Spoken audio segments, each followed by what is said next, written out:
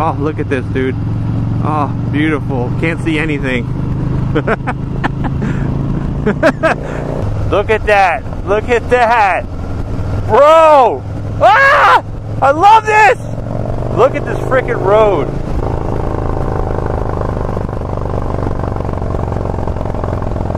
If this doesn't convince you to get a motorcycle, well then, I don't know what will. What's up, guys? It's your boy Connor. So, we are doing a quick run, and I do mean quick as in we're just going out there and coming right back. Beautiful weather. It's been overcast. It's been raining for the last couple days. I feel like that's been the pattern here in Texas. It's been one of the wettest September since like 1940 something, 1950s or whatever. It definitely feels that way. So the clouds have cleared up. I'm pretty excited, and the sun has come out because I've been wanting to do an evening run of Park Road 4 for a little while.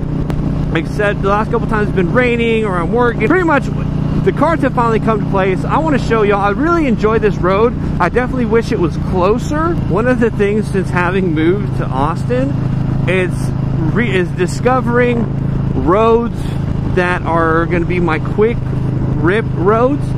Like in San Antonio, I had a ton of them, dude. I mean, you could do Wurzbach Parkway if you wanted. You could do Helotes, pretty much anywhere through Helotes. You can do 16 out to 211. You can do Park Road 37. You can do Cielo Vista. And I really miss that. Right lane must turn right. I don't know if this is all left. And so it's just kind of like, bro. And so here it's trying to rediscover that. I just went on FM 2222, and that one was pretty fun. Seth was saying during the holidays is when to go because people are either in their homes having holiday lunch or dinner or spending time with their family. They're not really out on the roads as much as they are on non-holidays. And so I was like, okay, dope, because it was still fun nonetheless. I love roads like that, to where they're not extremely technical, but if you go a little fast, you can really kind of get a good lean in.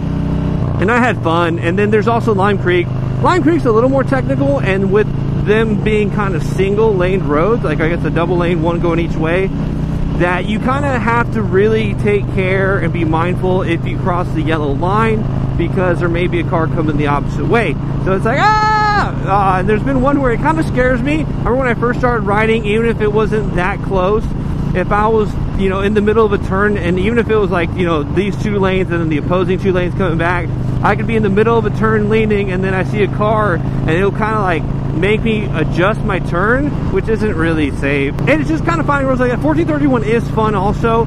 I really liked going, that's kind of dope. That's my favorite time to ride. The mornings are cool, but my favorite time is definitely the evenings. You know, the shadows, especially if you have an overcast and you got like those cotton candy skies with the multiple colors. Like you got the purples, you got the reds, you got the pinks, you got the oranges, and it's just multicolored. I really enjoy that. That's just me personally. That's what I really like riding, is just seeing. I talked about this in a couple of videos where you're just exposed to the elements. I mean, you have the wind. I'm actually pretty excited. I went out there with Mark, and there was part of it that was kind of like a petrified forest, possibly, where there was a fire earlier this summer, and parts of it were still scorched. I like to call it Mordor, is what it reminded me of. It was so surreal, so awesome. I kind of had this eerie feeling, but it was I felt like it was a blessing. I felt special for being there in that moment. Super hippie kind of thing, I'm going to say.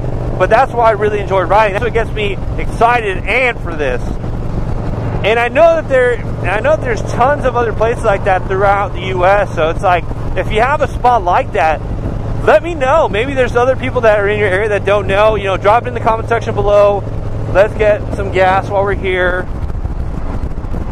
I mean, that's why I love it. And we also recently changed the rear brakes, so now I feel a little more confident riding. For a little while I was riding my front brake hella heavy, just to kind of compensate in case, you know. Let's do this one. I hear you, Siri.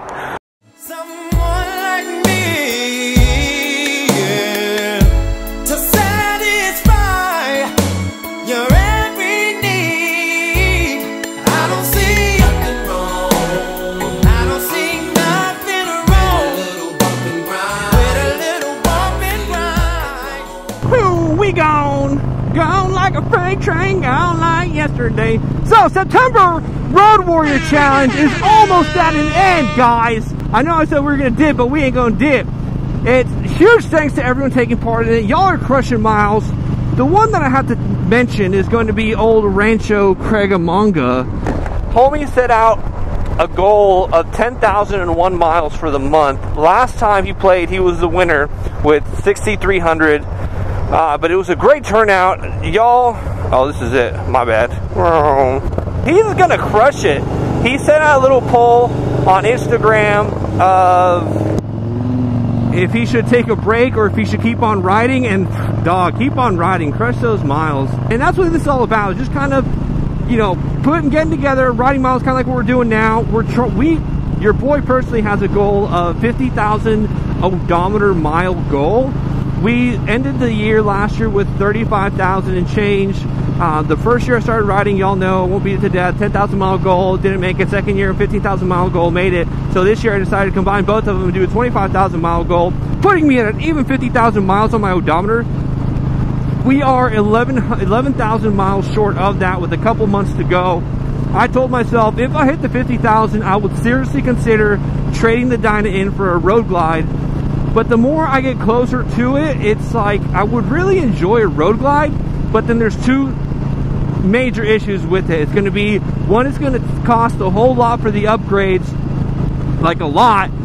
Pretty much out the gate, I would just do the Trask exhaust, I would do bars and risers, fairings, maybe not the fairing, I don't know what, and pretty much that's it. I would lift up the rear, maybe do a 2+ in the front, the seat obviously, and that's about it for a while. Maybe calipers or rotors, who knows. But that's already probably like $7,000 minimum. And it's like, ah, okay. So probably not. And the other one's going to be, I'm going to really miss the feel of the Dyna, because with the road glide you have a wider profile. We talked about in a different video, but that's what I told myself. And you know, I'll still consider it. But how do y'all feel? Would y'all prefer for me to keep the Dyna? Would it be interesting to see a bagger? The only thing is also the bagger build series, kind of like the stuff that I would do to it.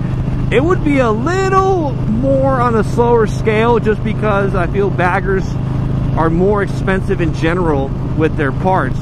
But we'll see. We are getting closer. We've only barely set about 650 miles for the month, which is probably one of my lowest in the past year and a half. I normally do about 2,000 a month. Anyway, so that's it. Here we go, Park Road 4.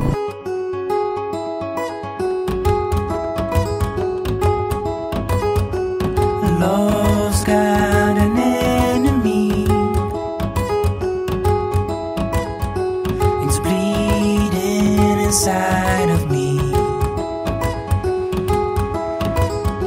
I can't get enough of it.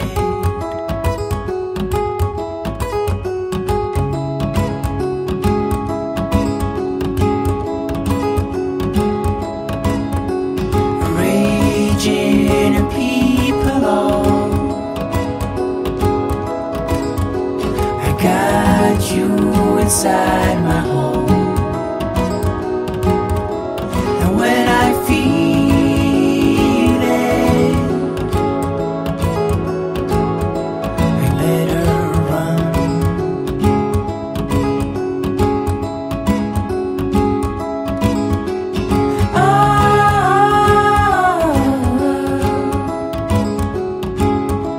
I better run,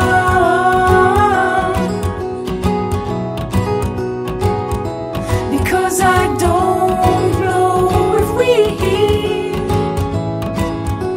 will make it through this one.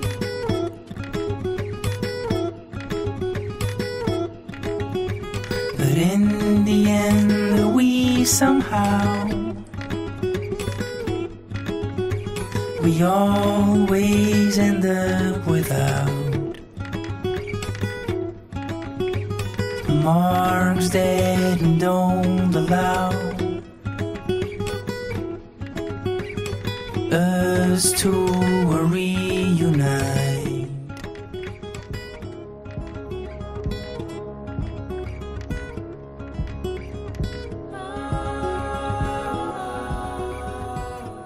Well, that's it, guys. Just a quick, short little rip video. Hope y'all enjoyed it. We are still exploring some more roads in Austin, so let me know if you have any roads to check out. You will do. And and pleasure. Catch y'all on the next one. Oh God, that was a little awkward. Peace! Your boy Connor! We out!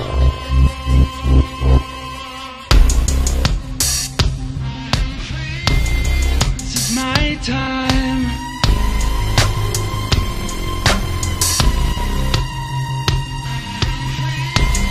This is my time.